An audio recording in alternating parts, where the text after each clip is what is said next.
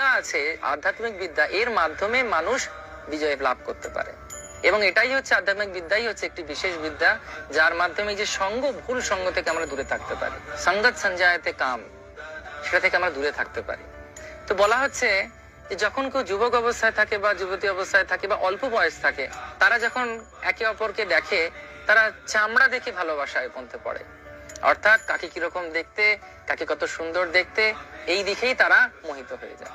তার বাবা মারা যারা তাদের থেকে একটু বড় এবং প্রবীণ, তারা যখন সম্পর্কে যখন কেউ যায়, তাদের ছেলে তারা দেখে তাদের যোগ্যতা আছে কিনা একে অপরের সঙ্গে থাকার। অর্থাৎ নিজেদেরকে তারা, ইংলিশ ভাষায় যে শব্দটি বলা হয় মেনটেন, নিজেদেরকে প্রতিপালন করতে পারবে কিনা।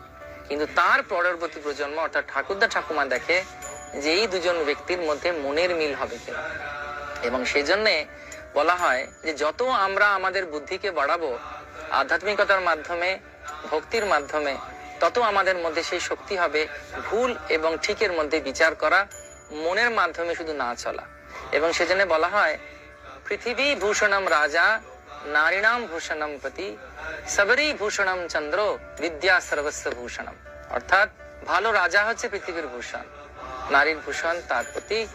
এবং শুধু তাই নয়, এই যে আধ্যাত্মিক বিদ্যা, সেটি হচ্ছে সকলের একটি ভূষণ বা অলংকার। ঠিক যেরকম ভাবে রাতের সুন্দর আকাশের চন্দ্রমা হচ্ছে তার অলংকার। এবং সেই জন্যে আমরা অনেক জায়গা থেকে নিজেদেরকে রক্ষা করতে পারবো যদি আমরা বুঝতে পারবো যে কিভাবে ভগবদ্গীতা এবং শ্রীমদ্ ভাগবতের মাধ্যমে আমরা অল্প বয়স থেকে এর জ্ঞান নিয়ে তাদেরকে নিজেদের জীবনে পালন করে আমরা অনেক ভুল ভ্রান্তি থেকে বেরিয়ে আসতে পারবো, ভুল কাজে যাব না, কোনো কিছুর প্রভাবের দ্বারা প্রভাবিত হব না, এবং মনকে সঠিক রেখে আমরা পদ্ম ফুলের মতো সব থেকে উপরে উঠে থাকতে পারবো। জলে থাকলেও জল আমার গায়ে লাগবে না।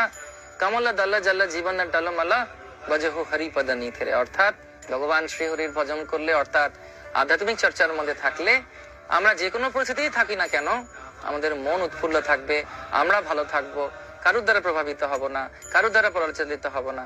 আমরা একমাত্র পরিচালিত হব কিভাবে? আধ্যাত্মিক মঙ্গলময় ভগবানের কথার মাধ্যমে।